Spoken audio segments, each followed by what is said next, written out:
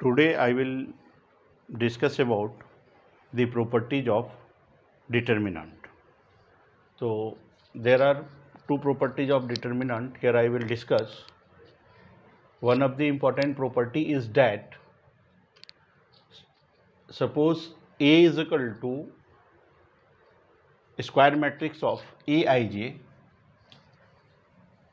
of order n, then sum of the product of the element of any रो के साथ में क्या है column with their cofactors is always equal to determinant of A. इसका मतलब क्या हुआ, हम आपको अभी अच्छी तरीके से इसको समझाएंगे। सबसे फर्स्ट में A is equal to square matrix a i j हम कंसिडर कर लेते हैं, ठीक है। तो इसका प्रूफ लिखते हैं। प्रूफ यहाँ पे ए क्या हो जाएगा, A will be equal to,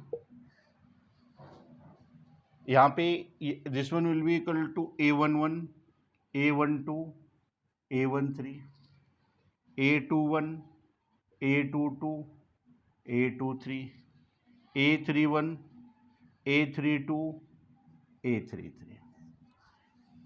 This one is 3 by 3 matrix. There is no any problem. So हमें यहाँ पे क्या बताना है, हमें बताना है कि किसी भी रो का जो कोफैक्टर्स है, जैसे मान लेते हैं फर्स्ट रो है A11, A12, A13, इसका कोफैक्टर्स क्या हो जाएगा, इसका कोफैक्टर्स हो जाएगा capital A11, capital A12, capital A13। तो अगर यदि फर्स्ट रो के कोफैक्टर्स को फर्स्ट रो के साथ मल्टीप्लाई कर देंगे तो we get here the determinant of this one. इसमें कोई प्रॉब्लम नहीं है। सिमिलरली अगर यदि हम क्या करते हैं, सेकेंड रो के कोफैक्टर्स को सेकेंड रो के साथ, सेकेंड रो के कॉरेस्पॉन्डिंग एलिमेंट्स के साथ हम मल्टीप्लाई कर देते हैं और सम कर देते हैं, we will get here the determinant of A. And जो थर्ड रो है, थर्ड रो के जो एलिमेंट्स हैं उसको कॉरेस्पॉन्डिंग इसके कोफैक्टर्स के साथ मल्टीप्लाई करके हम उसको ऐड कर देते हैं, ठीक है, सम कर देते हैं, तो हमें क्या दे देगा, ये डिटर्मिनेंट ऑफ ए दे देगा। इसमें कोई प्रॉब्लम नहीं है, ठीक है। उसी तरीके से अगर यदि कोई कॉलम है हमारा A11, A21, A31, इसके कोफैक्टर्स को इसके साथ मल्टीप्लाई करके उसको सम कर देंगे तो वो हमारा कितने के बराबर हो जाएगा, वो ये डिटर्मिनेंट के, इसका जो डिटर्मिनेंट होगा, डिटर्मिनेंट की जो इसकी वैल्यू होगी, ये उसके बराबर हो जाएगा, ठीक है। अब यहाँ पे जैसे ये कॉलम सेकेंड है, कॉलम सेकेंड का जो कोफैक्टर्स होगा उसको कॉरेस्पॉन्डिंग एलिमेंट्स के साथ, उसको इसके कॉलम सेकेंड के कॉरेस्पॉन्डिंग एलिमेंट्स के साथ मल्टीप्लाई कर देंगे और फिर सम कर देंगे, तो ये कितने के बराबर हो जाएगा, ये डिटर्मिनेंट ऑफ ए के बराबर हो जाएगा। तो हमें ये शो करना है। तो कॉलम जो रूल रोज के लिए यहाँ पे रो के लिए लागू होता है, वही रूल यहाँ पे कॉलम के लिए भी लागू होता है। तो इसे हम करके दिखाएंगे। So we can write here A11 we can write here, इसको डिटर्मिनेंट ऑफ ए के फॉर्म में पहले हम लिख देते हैं। ये आपका हो जाएगा A11, A12, A13, A21, A22, A, this is 23, and this one is A31, A32, A33। अब हम इसको क्या करते हैं, बंद कर देते हैं। ये थर्ड ऑर्डर डिटर्मिनेंट है। थर्ड ऑर्डर डिटर्मिनेंट्स में कितने एलिमेंट्स होते हैं, 9 एलिमेंट्स होते हैं। और जब 9 एलिमेंट्स हैं तो इसके जो कोफैक्टर्स हैं वो कितने कोफैक्टर्स होंगे, ईच वन के कोफैक्टर्स होंगे तो 9 कोफैक्टर्स भी होंगे यहाँ पे। तो at first we will find here its cofactors, then after we will do its application. अब हम इसके प्रॉपर्टी को पहले से मिटा देते हैं, then after I will discuss.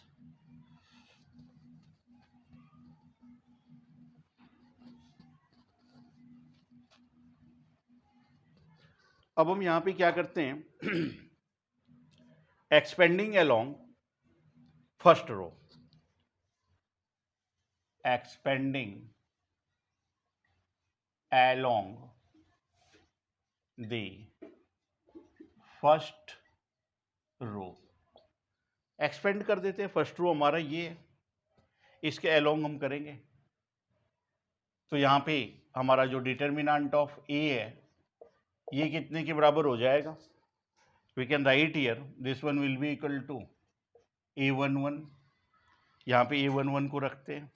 Then after we can write here A22, A23, A32, A33 and we can write here -1 का पावर 1 + 1 क्या हो जाएगा? 2।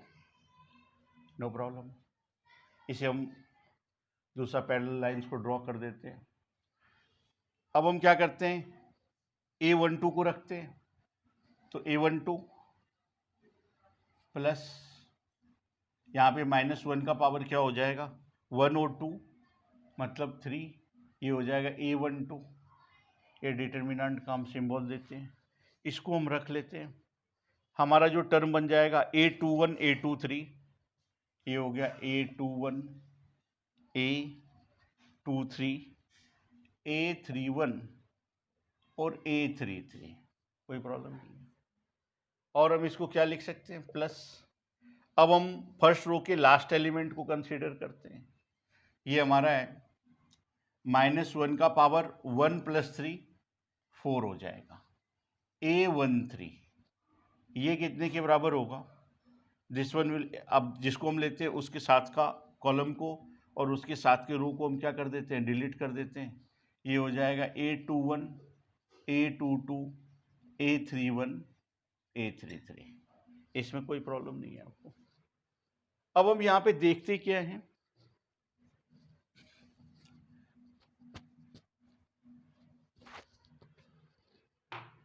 we see here we can write this one term at first, this one will be equal to A हो जाएगा आपका A11 A22 A23 A32 A33। Then -1 का power 3 है, मतलब -1 का पावर ऑड है, तो यहाँ पे क्या हो जाएगा? माइनस हो जाएगा। ये हो जाएगा आपका A12 and this one will be equal to how much? A21 A23 A31 and A33। At last we can write here this one will be equal to A13 और ये कितने के बराबर हो जाएगा? A21 A22 A31 A33। ठीक है, इसको इसके बाद हम इसको प्रॉपरली लिख दिए। Then after we see here, यहाँ पे जो कोफैक्टर्स है, cofactors is denoted by cofactors. Cofactors A11 ये कितने के बराबर है? This one is A22 A23 A32 A33। It's okay. Now we write here A12 ये कितने के बराबर है? This is A21 A23 A31 A33। Last जो टर्म है हमारा, सॉरी लास्ट जो कोफैक्टर्स है A13, इसके लिए हम कोफैक्टर्स लिखते हैं। ये हो जाएगा हमारा A21 A22 A31 A33। अब हम इसको क्या करते हैं, इसको हम इक्वेशन 1 कंसीडर कर लेते हैं, 1। ठीक है, और ये पूरा ही हमारा दिस इज इक्वेशन 2। हम यहाँ पे क्या देखते हैं? फ्रॉम इक्वेशन 1 और 2 को हम कंपेयर करते हैं तो ये जो वैल्यू है ये A11 कोफैक्टर की वैल्यू है, minus A21, A23, A31, A33 ये किसका है? A12 का है। ठीक है, इसकी जगह पे अब क्या लिख देंगे? A12 लिख देंगे। और ये जो वैल्यू है, आप जब कोफैक्टर्स यहाँ पे 3/3 डिटर्मिनेंट का आप फाइंड करेंगे, so you will get here A13 आपका कितने के बराबर हो जाएगा? इतने के बराबर हो जाएगा। तो इसके जगह पे आप क्या पुट कर सकते हैं? ये पुट कर सकते हैं। ठीक है, तो now we can write here from equation 1 and 2 we put the values of cofactors. क्या cofactors है? A11, A12 and A13 from equation 2 to equation 2 in equation 1. 2 से किस में पुट करते हैं? इक्वेशन 1 में पुट कर देते हैं। तो अब डिटर्मिनेंट किसके बराबर हो जाएगा? A will be equal to A11। ये किसकी वैल्यू है? यहां से देख लेंगे, ये A11 की वैल्यू है, प्लस यहां पे A12 माइनस दिस, ये किसकी वैल्यू है? A12 की। तो हम यहाँ पे क्या लिख देते हैं? A12। इसके बाद है आपका A13, इसको हम कैसे पुट कर देते हैं? ऐसे पुट कर देते हैं। तो हम क्या देख रहे हैं यहाँ पे कि हमारा जो टर्म आ रहा है, अगर यदि फर्स्ट रो के कोफैक्टर्स को, फर्स्ट रो के एलिमेंट्स के कोफैक्टर्स को उसके कॉरेस्पॉन्डिंग एलिमेंट्स के साथ मल्टीप्लाई करके सम कर देते हैं, तो वो जो सम होता है वो उस डिटर्मिनेंट की वैल्यू दे देगा। तो यहाँ पे ये वैल्यू आ रहा है। ठीक है, इसमें कोई प्रॉब्लम नहीं है। Similarly we can write here, हम इसको ऐसे भी लिख सकते हैं, चाहे तो कॉलम के साथ में, रो के साथ भी वैसा ही होगा। We can write here similarly, A किसके बराबर हो जाएगा? A21 plus A22 plus A23 इसमें कोई प्रॉब्लम नहीं है। सिमिलरली थर्ड रो के लिए कर देंगे, तो ये हो जाएगा A will be equal to A31 A32 A32 A, पहले स्मॉल वाले को लिखते हैं एलिमेंट्स को, A33, ऐसे कोई प्रॉब्लम नहीं है, ऐसे हम लिखते हैं। ठीक है, इसमें कोई प्रॉब्लम नहीं है। A31 A32 A33 ठीक है। यहाँ पे देयर इज सम मिस्टेक, इसको थोड़ा सा सुधार देना है, ऐसे तो कुछ है नहीं विशेष। ये यहाँ पे 3 यहाँ पे 2 3 है, तो ये रियली 2 3 हो जाएगा। ठीक है, तो by doing when we multiply the cofactors of elements of the first row with the elements of the corresponding determinants and sum all this, we get the value of determinant. ये आपको पता चल गया, इसमें कोई मैटर नहीं है। ये किसके लिए है? ये सारे रो के लिए है। ठीक है, और आप अगर यदि कॉलम के लिए भी करेंगे तो कॉलम के लिए भी यही वैल्यू आएगा। कैसे आएगा ये मैं बता रहा हूं। तो नाउ फॉर कॉलम्स के लिए करते हैं। कॉलम्स के कोफैक्टर्स को उस कॉलम के कॉरेस्पॉन्डिंग एलिमेंट्स के साथ प्रोडक्ट करा के सम कर देते हैं, तो हमें इस डिटर्मिनेंट की, ये जो 3/3 गिवन डिटर्मिनेंट है, इसकी वैल्यू आ जाएगी। ठीक है, कैसे आएगी ये आपको मैं बता। ठीक है, तो हमारा जो फर्स्ट कॉलम है, तो फॉर फर्स्ट कॉलम का जो एलिमेंट है हमारा, तो इसके एलिमेंट्स को हम पहले लिखते हैं। हमारा जो एलिमेंट है फर्स्ट कॉलम का A11,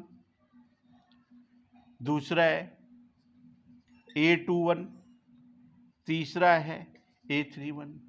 ये एलिमेंट हो गया। इसके कोफैक्टर्स क्या हो जाएंगे? A11, A21, A31। ठीक है, अब अगर यदि फर्स्ट कॉलम के एलिमेंट्स को इसके कोफैक्टर्स के साथ हम मल्टीप्लाई कर देते हैं, प्रोडक्ट कर देते हैं सबका, इसका इसके साथ, इसका इसके साथ, इसका इसके साथ, और सबको ऐड कर देते हैं, तो हमें जो ये गिवन डिटर्मिनेंट है, थर्ड ऑर्डर डिटर्मिनेंट है, इसकी वैल्यू आ जाएगी। ठीक है, तो इसको हम लिख सकते हैं। How can I write here? We can write here कि this one will be equal to delta, एक बार मार्कर चेंज कर देते हैं। यस, तो एट फर्स्ट हम इसको पहले इरेज कर देते हैं। ठीक है, ताकि आपको, हमें लिखने में आसानी हो और आपको समझने में आसानी हो, आपको कोई प्रॉब्लम ना हो। So we can write here for the first column, तो ये हो जाएगा आपका delta A, this one will be equal to A11, A11। ठीक है, और प्लस ये आपका हो जाएगा A21।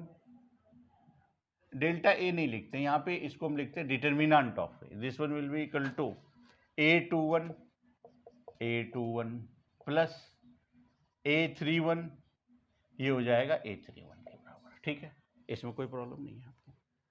देन आफ्टर दूसरे कॉलम के लिए, फॉर द सेकेंड कॉलम, तो हम लिख देंगे यहाँ पे, ये जो होगा डिटर्मिनेंट ऑफ ए, ये किसके बराबर हो जाएगा? ये हो जाएगा A12 प्लस, ये हो जाएगा A22 प्लस, ये A23।